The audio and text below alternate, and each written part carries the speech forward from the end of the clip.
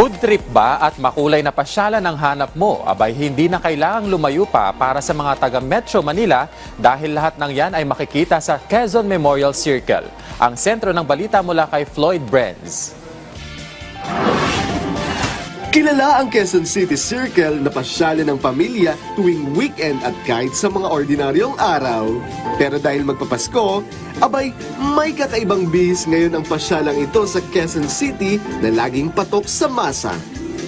Makulay, maraming pagkain at kanya-kanyang paandar ang ganap ngayon sa Quezon City Memorial Circle. Simulan natin sa mga paandar. May mga batang naglalaro, may mga nagkwekwentuhan ng peg, at ang ilan naman, photo taking ang nais gawin. Isa sa highlights ng pasyalan ngayon dito sa QMC ay ang sikat na tower. Pero this time, makulay dahil sa iba't ibang ilaw. Isa rin dito ay ang umiilaw na water fountain. Perfecto sa mga gustong mag-date at pati na rin sa mga magbabarkadang gustong kumuha ng group picture. At syempre dahil matapos ang mahaba-habang pasyalan, syempre hindi mawawala ang kainan.